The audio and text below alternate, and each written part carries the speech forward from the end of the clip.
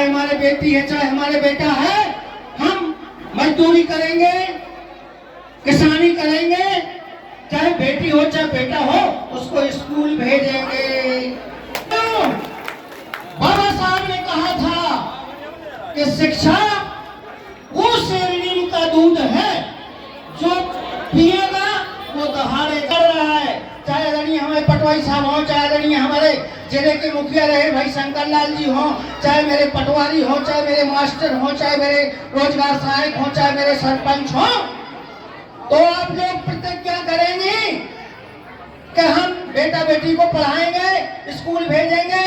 और तीसरी बात बहुत बड़ी बीमारी से फंसी हुई हैं आप लोग। अबे जो ये दो जनी बातें कर रही कर मत, तुझे हमारी बात नहीं सुन रही, कान में ला करके बातें कर रही, ये नहीं सुन रही। हम एक एक माता बहन को देख रहे हैं, मेरी नजर एक एक माता बहन पर जा रही है जो अंधविश्वास धो रही हैं। आप जी ने कह दी 5 कान की बछिया ब्यानी, 3 घोड़े गैया के हैं, 5 कान बछुआ के हैं। ओ भाई कहाँ? अरे बोले जमटुली के आगे तो तुम सब काम छोड़ देती, कड़ाई उठा के उठे चली जाती जी ने जाके। क्या है ये? सबसे ज्यादा पढ़ी लिखी बहन बेटियां भ्रमित हो रही हैं। एक बनावटी साधु आ जाता है, बनावटी संत आ जाता है ऐसे कपड़े पहन करके, और आपको ठग करके चला जाता है। कभी कभी आपका घर लूट ले जाता है, आप उसकी बातों में आ जाती हैं। इसे कहते हैं अंधविश्वास, इसे कहते हैं आंखी नीचे का विश्वास। घर का पति जो कहे, घर का बेटा जो कहे उस बात को मानना चाहिए। हमारा पढ़ा लिखा समाज जो कहे उसको मानना चाहिए। हमको अपना धन बचाना चाहिए, अपना धन हमको कहाँ लगाना चाहिए? बेटा बेटी की पढ़ाई में लगाना चाहिए। आप सीधे की परिभाषा नहीं जानती हो, सीधे की परिभाषा जानती हैं आप लोग? ना जोतने, ना बेवने, ना ढालने, ना सींचने, ना काटने, ना खाद डालने, उसे कहते हैं सीधो। क्या कहते हैं उसको? सीधो। न यूरिया डालने, न डीएपी डालने, न बेवने, न जोतने, न सींचने, न ढालने, न खरियाना बनाने, और सीधे सूपा में धर के आप लोग और 3 किलो ला करके वो दे देती हैं। ऐसे सीधो, उसे कहते हैं सीधो।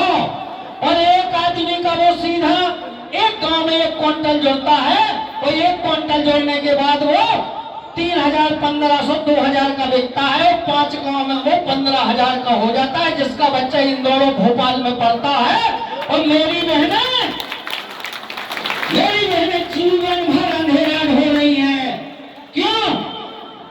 ये गाड़ी के 2 पहिया होते हैं बहनों। अगर एक पहिया कमजोर है, आप लोग कमजोर हैं, तो पटवारी साहब और बाबूलाल मार साहब कुछ नहीं कर सकते हैं। वो कमा के लाएंगे, तुम धीरे से कमा दोगी। अगर कोई कुछ कह देता है उसी को मान के रह जाती है। आप लोग अपने बाप को बाप कहना जिस दिन सीख जाएंगी मेरी माता बहनें, मेरे नौजवान साथी, जिस दिन बाप से बाप कहना सीख जाएंगे उस दिन इस देश में आजाद हो जाएंगे। अभी आप लोग पूर्ण रूप से आजाद नहीं है, अभी आप उनके गुलाम हैं जो दूसरे आपकी एक कान फूंक करके आपके दिमाग को ब्रह्मवास कर देते हैं, ऊंट पटांग बातें भर देते हैं। कहूँ अड़ैया, कहूँ शनिचर, कहूँ ढैया, कहूँ घटुइया, कहूँ खटवा को, कहूँ कछू को, कहूँ करवा, कहूँ चौथ, कहूँ पूजा, कहूँ छठ, कहूँ अलग। इसी में तो पैसा जा रहा है। कहाँ जा रहा है पैसा आपका?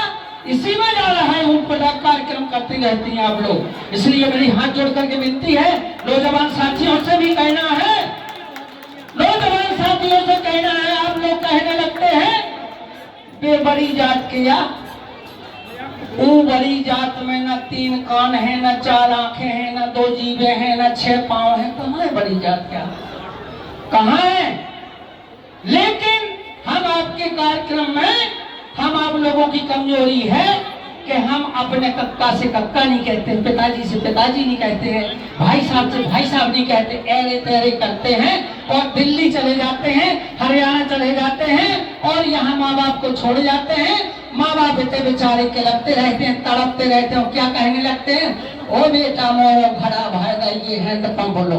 बेशरम की नकलियां निकालते हैं। जब माँ बाप यहाँ खत्म हो जाता है साथियों, तो आप वहां से कहते हैं बर्फ में धर देना हमारे पिताजी को, बर्फ में धर देना जब मैं ट्रेन से आ जाऊंगा, जब चलेगा हमारा बाप। और फिर दुनिया के नाटक करते हैं, बच्चे जी लड़कियां बनवाते हैं, आप दुनिया के नाटक करते हैं, लेकिन जिंदा में माँ बाप की सेवा करना मेरे साथियों, मेरा हाथ जोड़ करके निवेदन